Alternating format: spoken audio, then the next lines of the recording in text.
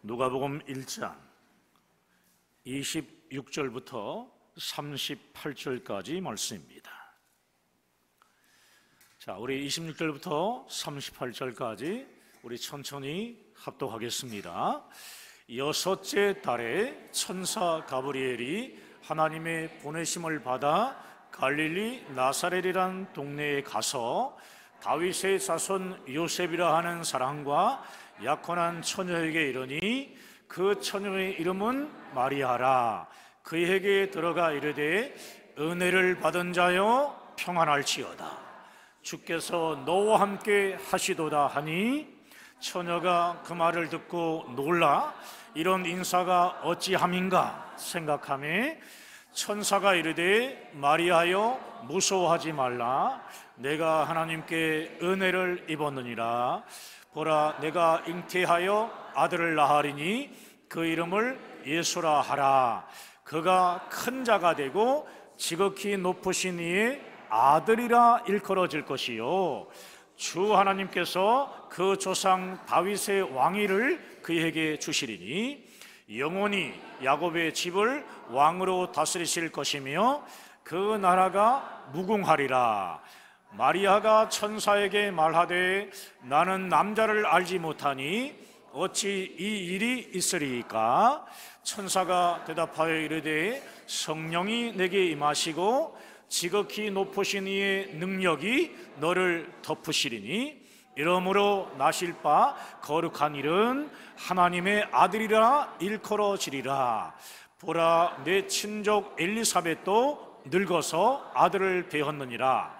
본래 임신하지 못한다고 알려진 이가 이미 6달이 되었나니 대저 하나님의 모든 말씀은 능하지 못하심이 없느니라. 마리아가 이르되 주의 여종이오니 말씀대로 내게 이루어지이다 하매 천사가 떠나가니라. 아멘. 할렐루야.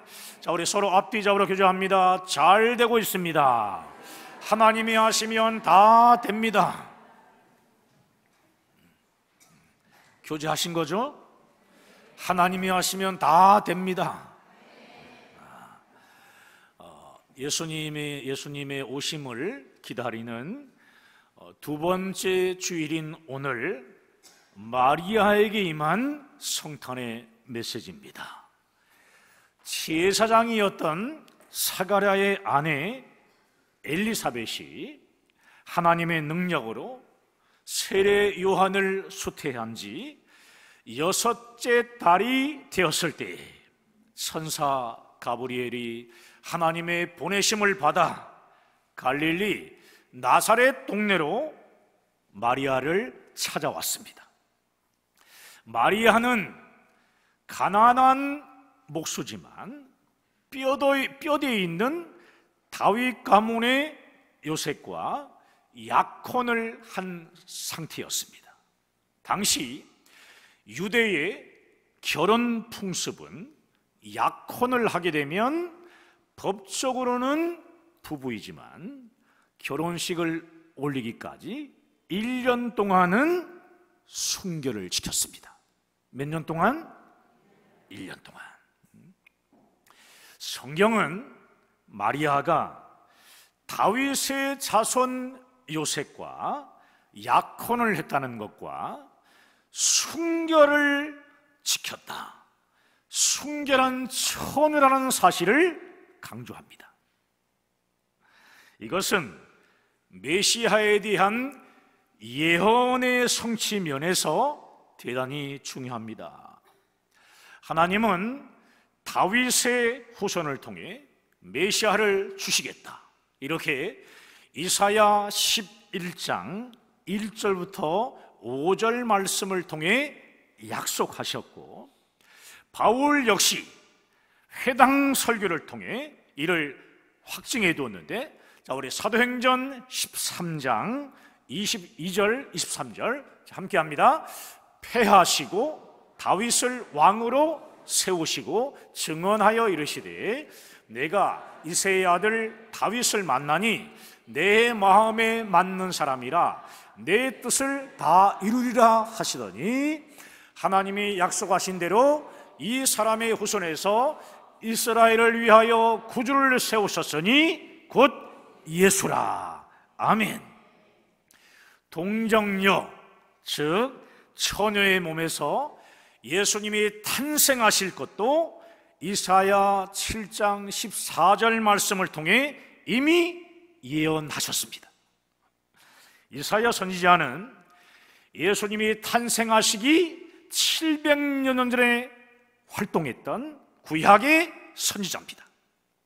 사실 이사야 선지자의 예언보다 더 먼저 메시아이신 예수 그리스도가 남자의 혈통이 아니라 여자의 후손으로 올 것이 창세기 3장 15절 말씀이 확실히 예언되었습니다.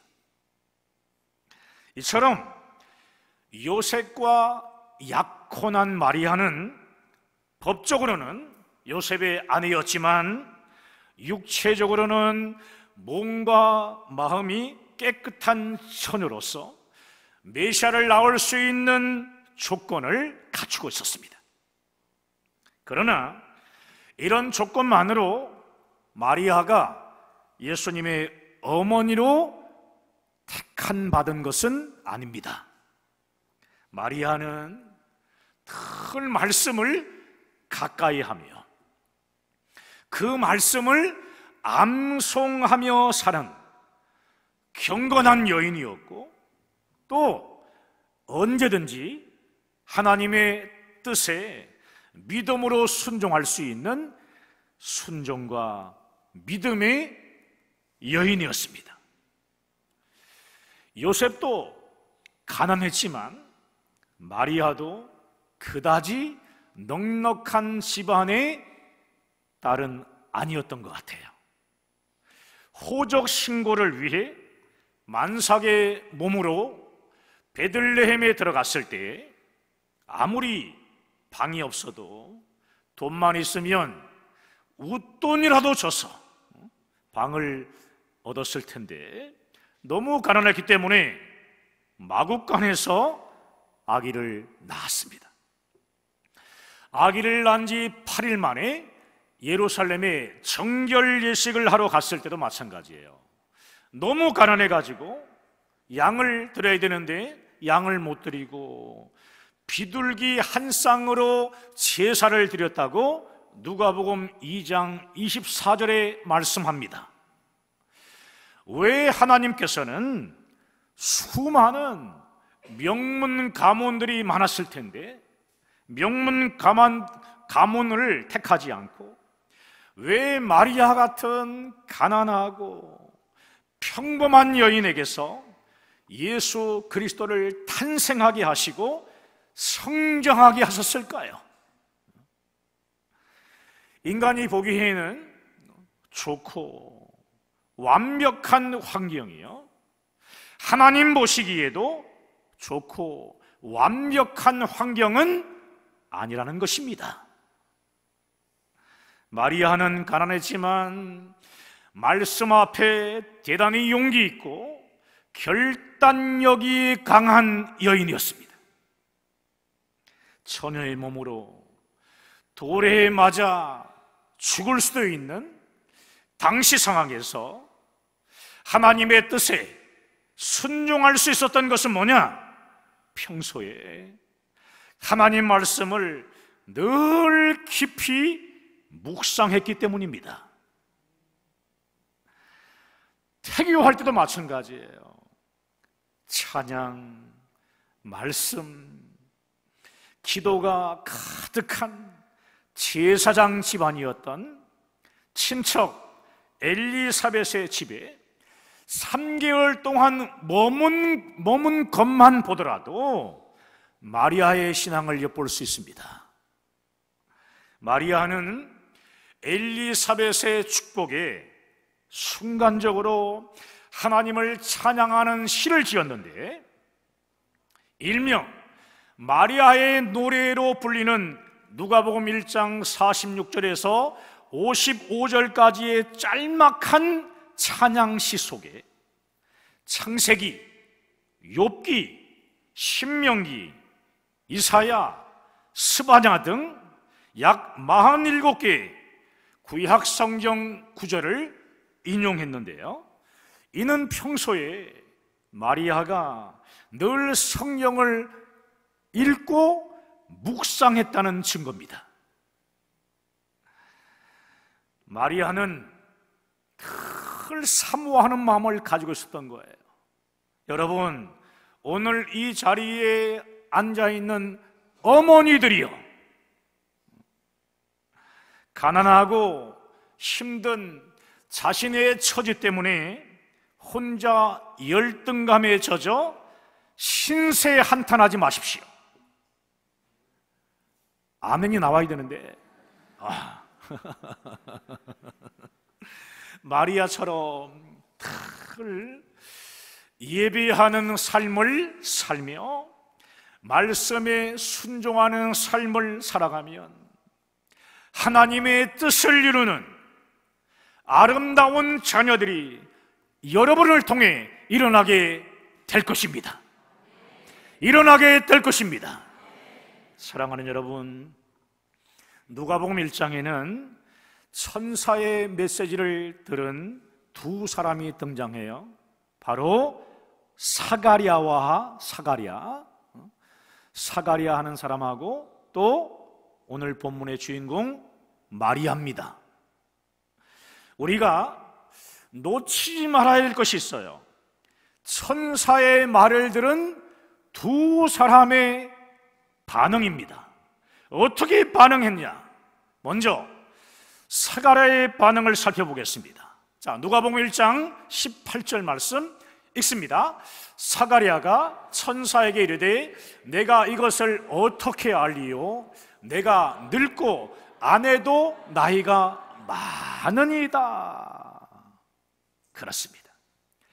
사가랴는 이제까지 열심히 기도해 놓고 정작 하나님의 응답을 앞에 두고는 자신의 인간 조건을 생각하는 불신의 소리를 한 것입니다. 이로 인해 결국 사가랴는 어떤 훈련을 받습니까? 벙어리 훈련을 받게 된 것입니다. 그런데 마리아의 반응은 어땠습니까? 자, 오늘 본문 38절인데요 38절 자, 함께 읽습니다. 마리아가 이르되 주의 여종이오니 말씀대로 내게 이루어지이다. 다시 한번, 마리아가 뭐라고 얘기했죠? 주의 여종이오니 말씀대로 내게 이루어지이다. 여러분, 오늘 사가랴, 마리아 다 메시아를 기다리며 쭉 기도하는 믿음의 사람이었지만 하나님의 응답에 반응하는 모습은 아주 달랐다는 것입니다. 존경받는 제사장이었던 사가랴, 이 사가랴는 예수님의 길을 준비하는 세례 요한의 아버지로 선택받을 정도로 대단한 믿음을 가진 사람이었습니다. 또 마리아가 이 가정에서 태교를 할 정도로 존경받는 믿음의 명문 가문이기도 했습니다. 그러나 사가랴의 순종은 말씀에 즉시 반응하는 마리아의 순종에는 미치지 못했던 거예요. 사실 천사가 전해준 하나님 말씀에 순종하는 것은 사가랴보다 오늘 본문의 주인공 마리아가 훨씬 더 어려운 상황이었습니다. 사가랴는 하나님의 응답의 말씀을 믿고 아내를 통해 아기를 낳기만 하면 되는 거잖아요. 그런데 마리아는 달라요. 임신이 알려지게 되면 돌에 맞아 죽는 것도 기꺼이 감당해야 될 그런 상황이었습니다. 이처럼 마리아는 훨씬 더 힘들고 어려운 상황이었습니다. 저기요, 잠시만요. 제 목숨을 걸어야 하니까 부모님께 먼저 물어볼게요. 남편인 요셉에게 물어볼게요. 상의해 볼게요. 제발 고민할 시간 좀 주세요. 사실 보통의 사람이라면 당연히 이렇게 말했을 겁니다. 그런데 마리아는 천사의 말을 듣고는 즉시 이렇게 말했습니다. 주의 여종이오니 말씀대로 내게 이루어지이다. 주의 여종이오니 말씀대로 내게 이루어지이다.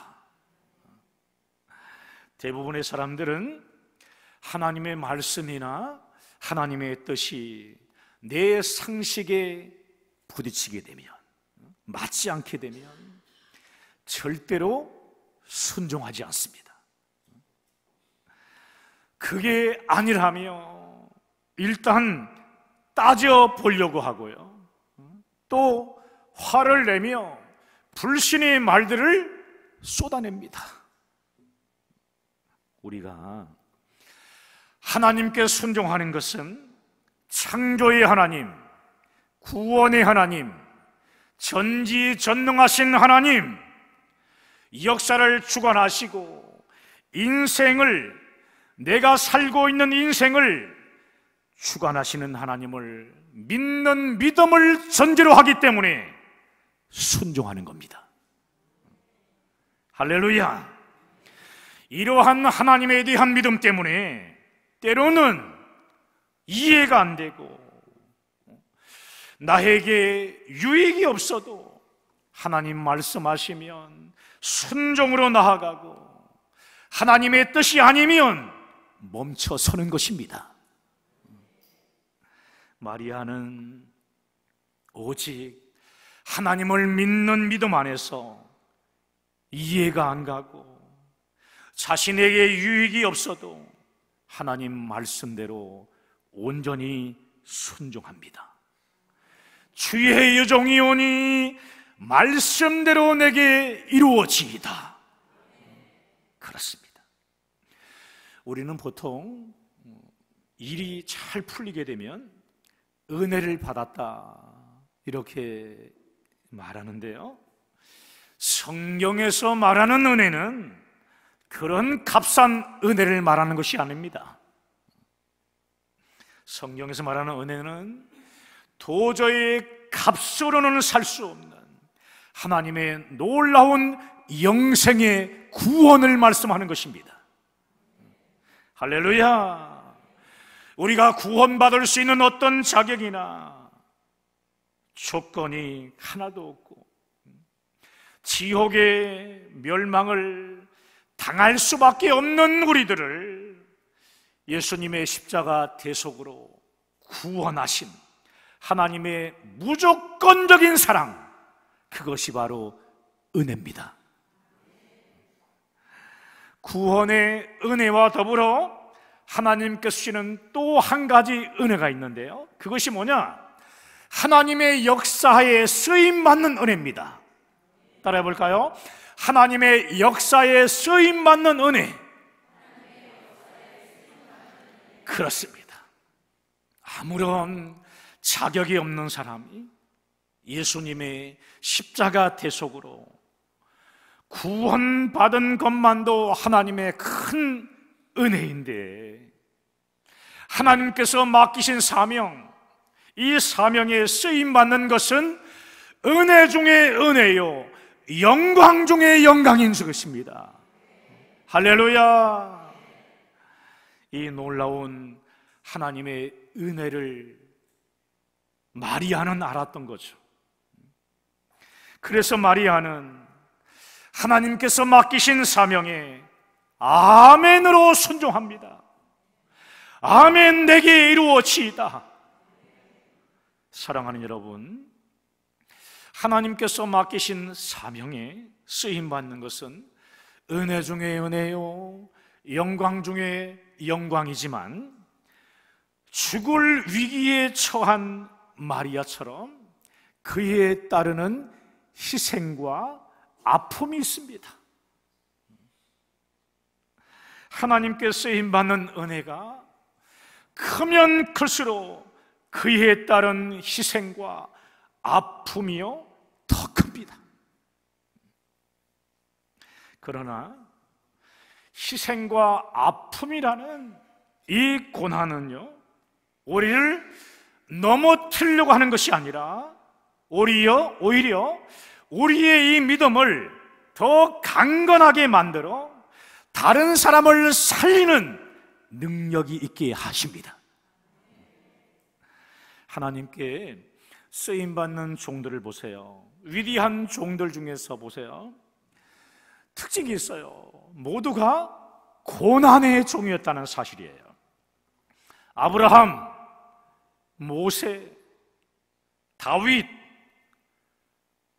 바울 등 어느 한 사람도 고난 없이 된 것은 없습니다. 때문에 우리는요, 이런 생각을 해야 돼요. 예수님의 제자로 우리가 쓰임받아야 되는데 우리도 여러 가지 인생의 고난과 훈련이 있다는 것입니다. 고난을 통해 우리는 많은 영혼들을 예수 그리스도의 십자가 복음으로 구원하는 주님의 제자들로 든든히 서게 되는 거죠. 우리 2023년도 1월 달에 엊그저께 같아요. 벌써 12월 달. 시간이 참 빨리 지나갑니다. 이 시간이 빨리 지나가는 이 시점에서 우리가 생각해야 될 부분이 있어요. 주님의 제자로 든든히 세워지는 거예요. 주님의 제자로 어떠한 위기 상황이 있고 아픔이 있더라도 하나님이 나를 쓰시려고 또 구원의 말씀을 증거케 하기 위해서 나를 사용하시기 위해 이런 고난을 주시는구나. 할렐루야. 이렇게 생각을 하시라는 거예요. 구원의 은혜, 하나님께 정말 쓰임받는 훈련을 받고 있는 여러분, 또 훈련을 받은 여러분, 지금 여러분에게 다가온 아픔과 고통을 마리아처럼 담대히 이겨내시기 바랍니다. 힘들고 아프다고 도망가거나 분노로 반응하는 것, 이것은 가장 어리석은 사람인 것입니다. 아멘으로 담대히 순종하면 성령께서 이길 수 있는 힘을 주시고 또 능력을 주십니다. 할렐루야. 여러분을 사명의 자리로 부르시는 하나님의 말씀에 주의 종이 오니 말씀대로 내게 이루어지이다 하고 오늘 마리아처럼 순종하시기 바랍니다. 이 시간 마리아처럼 순종하는 여러분들에게 하나님께서 이렇게 말씀하십니다. 은혜를 받은 자여 평안할지어다. 주께서 너와 함께 하신다. 은혜를 받은 자여 평안할지어다. 주께서 너와 함께 하신다. 주께서 너와 함께 하신다. 오늘 주신 말씀 붙잡고 우리 함께 간절히 기도하십시다.